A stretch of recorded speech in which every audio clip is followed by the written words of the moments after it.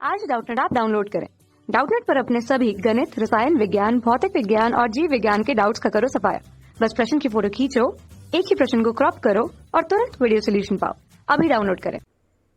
Hello student, तो आपको इस क्वेश्चन में है कि डॉपलर के सिद्धांत को समझाएं और स्रोत स्थिर तथा प्रेक्षक गतिशील हो तो स्वर की आवृत्ति में परिवर्तन के लिए व्यंजक प्राप्त करें। तो सबसे पहले जो दे रखा है आपको डॉपलर का इफेक्ट, यानी कि सिद्धांत क्या होता है, डॉपलर प्रभाव। इसको सिंपल अपन क्या कहते हैं, डॉपलर प्रभाव। तो डॉपलर प्रभाव क्या कहता है कि अगर आपके पास कोई भी स्रोत है ध्वनि का एस मान लीजिए और कोई भी ऑब्जर्वर है यानी कि श्रोता है आपके पास ओ, अगर इन दोनों के बीच में सापेक्ष गति होती है, क्या होती है भाई, सापेक्ष गति।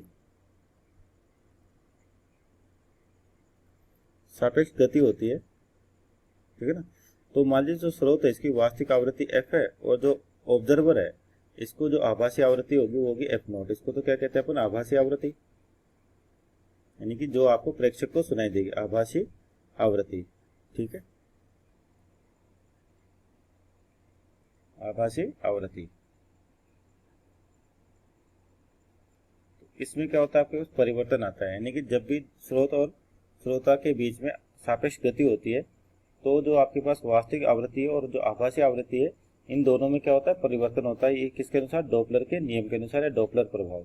क्या कहता है कि जब भी स्रोत और श्रोता के बीच में दूरी या सापेक्ष गति होती है तो जो वास्तविक आवृत्ति है और जो आभासी आवृत्ति होती है यानी कि जो ऑब्जर्वर को सुनाई देगी उसमें अंतर होता है आपके पास, ठीक है ना।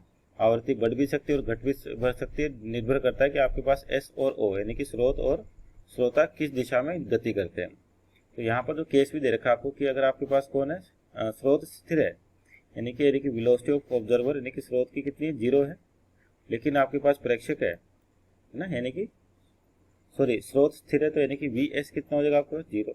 मान लीजिए स्रोत का वेग कितना अपने पास, वी एस, और ये कितना हो जाएगा, 0, क्योंकि स्थिर अवस्था में। और जो प्रेक्षक है ये गतिशील है आपके पास, यानी कि वी एस आपको मिलेगा किसके लिए, सॉरी वी ओ ऑब्जर्वर के लिए आपके पास ये नॉन जीरो, ठीक है। तो अब हो सकता है कि आपका जो ऑब्जर्वर है वो इस दिशा में जाए, हो सकता है कि ऑब्जर्वर आपका इस दिशा में जाए। तो केस एक लेते हैं आपके पास, है ना, यानी फर्स्ट कंडीशन को डिफाइन करें तो आपके पास यानी कि स्रोत तो स्थिर अवस्था में है सी और जो ऑब्जर्वर है आपके पास, ठीक है, मान लीजिए वो इधर आ रहा है, उसका वेग ले लेते वी ओ, ठीक है ना, ये हो गया ऑब्जर्वर आपके पास। तो डॉपलर के अनुसार क्या होगा, जो आवृत्ति स्रोत की होगी वास्तविक आवृत्ति, जैसे मान लीजिए यहाँ से तरंग निकल रही है तो हर दिशा में निकलेगी तो इसकी कोई ना कोई क्या होगी, आवृत्ति होगी, यानी कि फ्रीक्वेंसी भी होगी, इसकी तरंग दैर्ध्य भी होगी लैम्डा, है ना। तो अब जैसे जैसे क्या होगा, ये तरंग आगे जा रही है और वी नोट इधर आ रहा है आपके पास, और मान लीजिए इसका वेग कितना, वी एस है आपके पास, स्रोत का सॉरी वी एस तो इस समय आपके पास 0 है, यानी कि स्रोत अपनी जगह पर ही फिक्स है, ठीक है ना। और आपके पास एक और पैरामीटर लेते हैं वी, जो आपके पास क्या होगा, ध्वनि का वेग होगा ना, ध्वनि का वेग,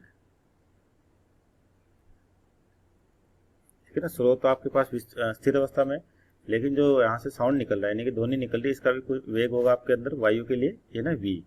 तो यहाँ देखो आपके पास अगर वेग v इधर है और v नोट इधर है तो ये दोनों की रिलेटिव वेलोसिटी निकालें, सापेक्ष वेग निकालें, तो ये क्या हो जाएगा, simple v plus v note, है ना, v प्लस वी नोट। और आपके पास जो आवृत्ति होती है वो होती है वेग f बराबर v बटे लेमडा। f बराबर क्या होता है आपके पास, v अपॉन लेमडा।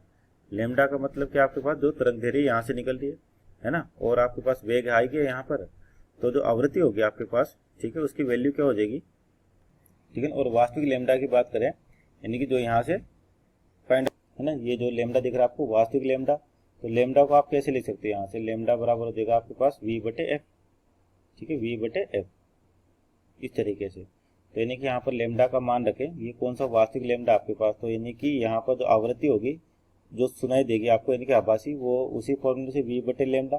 लेकिन अगर वास्तविक वेग की बात करें तो यहाँ से अगर लेमडा निकाले अपन तो ये क्या हो जाएगा, v बटे एफ, एफ होगी वास्तविक आवृत्ति आपके पास, ठीक है ना। तो यहाँ पर वैल्यू हो जाएगी आपके पास लेमडा की जगह v और f की तरह हो जाएगा मल्टीप्लाई में।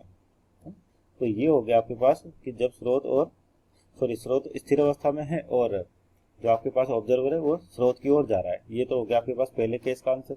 उसी तरह से दूसरे केस को लें तो इसमें आपके पास स्रोत अभी भी क्या है, स्थिर अवस्था में ही है, लेकिन मान लीजिए आपका ऑब्जर्वर है वो इससे दूर जा रहा है वी नोट वेग से, वी एस तो 0 है इसे आपके पास, नहीं, ये तो जीरो है क्योंकि स्थिर अवस्था में आपके पास, और ये ऑब्जर्वर आपका वी नॉट वेग से इधर जा रहा है। तो इस समय जो आवृत्ति होगी वापस वी बटे लेमडा लगाएं, और कौन सी आभासी, तो आभासी आवृत्ति की बात करें तो आप देखिए यहाँ पर ध्वनि का वेग v इधर है और v नॉट भी इधर ही है, तो ध्वनि का वेग तो ज़्यादा होगा इस v नॉट से, तो सापेक्ष गति हो जाएगी v माइनस वी नॉट बटे लेमडा, और लेमडा कौन सा लिखोगे वास्तविक, तो ये हो जाएगा v, और f क्या हो जाएगा इसके साथ मल्टीप्लाई में हो जाएगा आपके पास, ठीक है ना। तो यहाँ पर क्या हो रहा है कि आपके पास आवृत्ति कम हो रही है, यानी कि जब स्रोत और श्रोता के बीच दूरी है आपके पास बढ़ रही है, तो जो आभासी आवृत्ति होगी वो ज़्यादा होगी वास्तविक आवृत्ति से। अगर हमारे स्रोत और श्रोता के बीच में दूरी कम हो रही तो अभी आपकी आभासी आवृत्ति ज़्यादा होगी किससे, जो स्रोत की आवृत्ति है यानी कि वास्तविक आवृत्ति, यानी कि दो कंडीशन मिल जाएगी अपने को यहाँ पर दोनों केस पर लेने पर। Okay, thank you. कक्षा 6वीं से 12वीं से लेकर नीट, IIT, JEE वो एडवांस के लेवल तक 1 करोड़ से ज्यादा छात्रों का भरोसा। आज ही डाउनलोड करें डाउटनेट ऐप या व्हाट्सएप करें अपने सारे डाउट्स 8400 400 400 पर।